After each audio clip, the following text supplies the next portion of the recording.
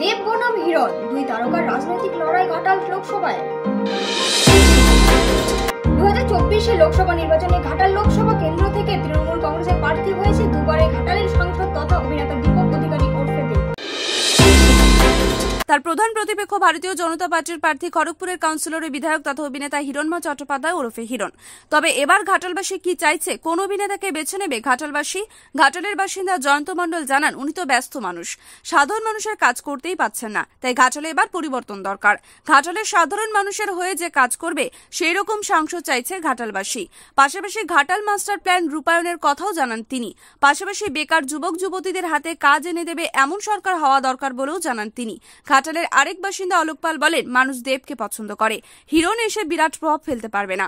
উন্নয়ন বলতে বীরসিংহ উন্নয়ন পর্ষদ থেকে কিছুটা কাজ হয়েছে, এক কথায় বোঝা যাচ্ছে দেবকে পছন্দ করলেও তার কাজ হয়তো ঘাটালের মানুষ পায়নি। তবে ঘাটালের বিজেপি বিধায়ক শীতল কপার তীব্র কটাক্ষ ছুড়ে দিয়েছে শাসক দলের প্রার্থী দীপক অধিকারীর দিকে। তিনি বলেন, মুখ্যমন্ত্রীকে সঙ্গে নিয়ে শুধু খিচমেরি ফটো করলেই ঘাটালের মাস্টার প্ল্যান রূপায়িত হয় না। কোনো উন্নয়নই হয়নি ঘাটালে। ঘাটালের প্রধান ইস্যু বন্যা থেকে মানুষকে রক্ষা করা।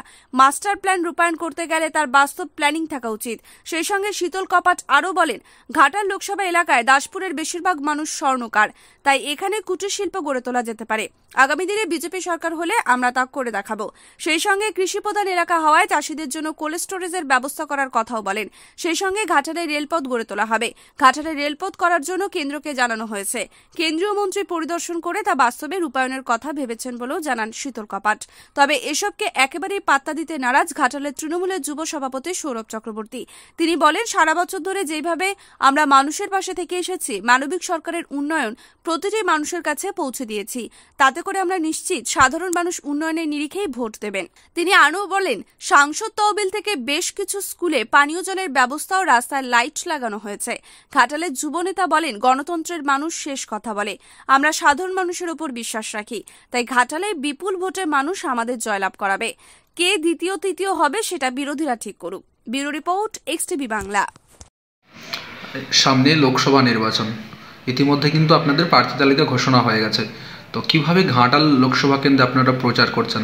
মূলত কোন কোন ইস্যুগুলোকে প্রধান ইস্যু হিসেবে তুলে ধরছেন? দেখুন, 10 বছরের সাংসদ, এই 12-13 বছরের সরকার তৃণমূল কংগ্রেস, দুটোকে মিলিয়েই আমরা দেখছি যে ঘাটাল লোকসভা যেভাবে উন্নয়ন থেকে বঞ্চিত, সেই জিনিসগুলোই বিশেষ করে যেগুলো থেকে বঞ্চিত সেগুলোই আমরা ঘাটালবাসীর সামনে তুলে ধরার চেষ্টা করেছি, বা ঘাটালবাসীর আবেদন যেগুলো ছিল সেগুলোর উপর আমরা জোর দিয়েছি। দেখবেন, 10 বছরের সাংসদ দীপক অধিকারী মহাশয় বারে বারে বলতো ঘাটাল মাস্টার প্ল্যান হবে, আজও কিন্তু হয়নি। এই 10 বছরের সাংসদ ছিল, যখন দেখছে যে ঘাটালের মানুষ ওনার কাজ চাইছে না, কারণ উনি মিথ্যে কথা বলে, ওনার সরকার মিথ্যা কথা বলে, ওনার দলের মুখ্যমন্ত্রী খিচমেরে ফটো 1 নম্বর চাতালের চেটোর নিচে জলে দাঁড়িয়ে ছবি তুলে নিয়ে চলে যায় বলে মাস্টার প্ল্যান হবে। একবারও কিন্তু বিধানসভায় দাঁড়িয়ে মাস্টার প্ল্যানের কথা বলেনি।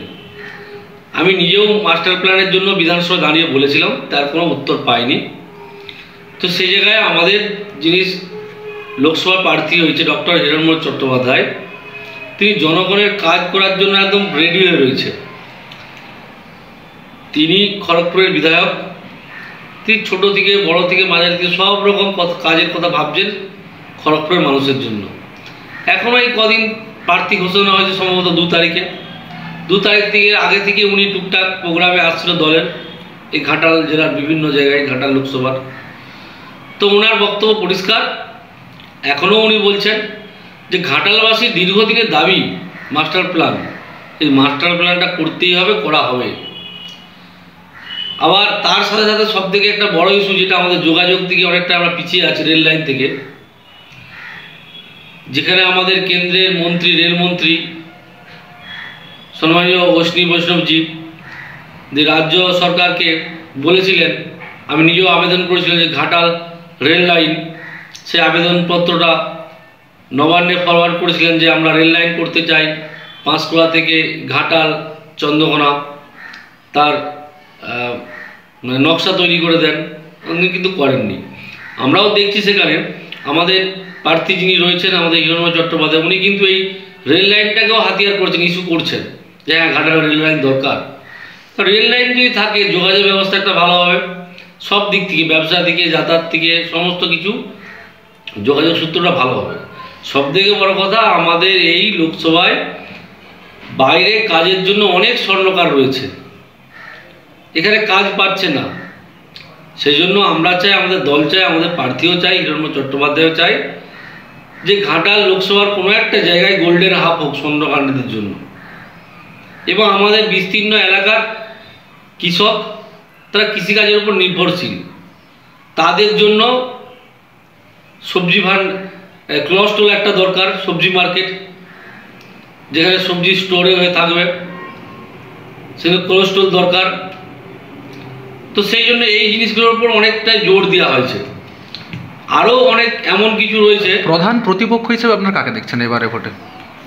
প্রধান প্রতিপক্ষ বিজেপির কাছে কোনো প্রতিপক্ষ বলে কিছু নেই। আজকের দিনে তাকিয়ে দেখুন, হিরণময় চট্টোপাধ্যায় প্রচার করছে, তার ধারে পাশে কিন্তু তৃণমূল কংগ্রেস আসতে পারেনি, আর আসতেও পারবে বলে মনে হয়নি। কারণ এখনো পর্যন্ত তৃণমূলের কোনো নেতা প্রচারে নামেনি। সাংসদ কোটার যে টাকা যারা সাংসদ যে খরচা করছে, সেটা কি সাফিসিয়েন্টভাবে ঘাটালে কাজ হয়েছে কি মনে করছেন? দেখুন, 10 বছরে যদি দীপক অধিকারী মহাশয় কাজ করতো, ঘাটাল লোকসভা কিন্তু অনেকটা এগিয়ে যেত। আপনারা দেখতে পাচ্ছেন যে লোকসভার যিনি সাংসদ রয়েছেন, তার উন্নয়ন কোথায় আছে, কী আছে। হ্যাঁ, কয়েকটা লাইট হয়েছে, যে লাইটের জ্যোতি আলো সেই জ্যোৎস্নার আলোর মতো টিম টিম করে জ্বলে। এমন কিছু লাইট আছে ওই সেই জ্যোৎস্নার মতো টিম টিম করবে, দপ দপ দপ দপ করবে, অর্ধেক লাইট কাটা থাকে। আপনারা কোন কোন ইস্যু নিয়ে সাধারণ মানুষের কাছে ভোট চাইতে যাবেন? আমরা জানি যে এলাকার মানুষ বঞ্চিত, এলাকার মানুষ উন্নয়ন থেকে বঞ্চিত, অত্যাচারিত। সেই সমস্ত দিক থেকে যাতে আমরা পূর্ণ সহায়তা করতে পারি, এলাকার মানুষের উন্নয়ন করতে পারি। আমাদের যে প্রধানমন্ত্রী নরেন্দ্র মোদিজির যে গ্যারান্টি, সেই গ্যারান্টিকে সামনে রেখে আমরা মানুষের জন্য কাজ করতে চাই। মানুষ আর এখনই সেইভাবে আমরা প্রচার করতে চলেছি। যেমন মোদিজি জনকল্যাণমুখী প্রকল্প রয়েছে, আয়ুষ্মান ভারত, সুকন্যা সমৃদ্ধি যোজনা, বিশ্বকর্মা প্রকল্প, আবাস যোজনা, উজালা যোজনা, কিষাণ সম্মান নিধি যোজনা, এরকম আরও অনেক স্কিম রয়েছে। আরেকটা ফ্যাক্টর রয়েছে যে কেশপুর এই লোকসভা অন্তর্গত, সেখানে একটা বড় মার্জিন কিন্তু শাসক দলের দিকে যায়, সেটা নিয়ে আপনারা কী ভাবছেন? দেখুন, কেশপুর কেন, কোনো বিধানসভায় তৃণমূল কংগ্রেস আর সেই রকমের ভাবে লোকজন দিয়ে ছাপ্পা বা রিগিং বা বুথ দখল করতে পারবে না।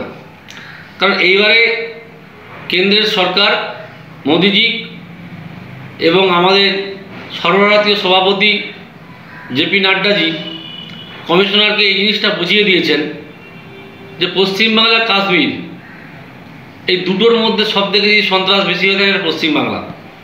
সেই জন্য একটা দাবি রাখা আছে, যদি কাশ্মীরে যদি 10,000 বাহিনী দেওয়া হয়, পশ্চিমবাংলায় 15,000 বাহিনী থাকবে।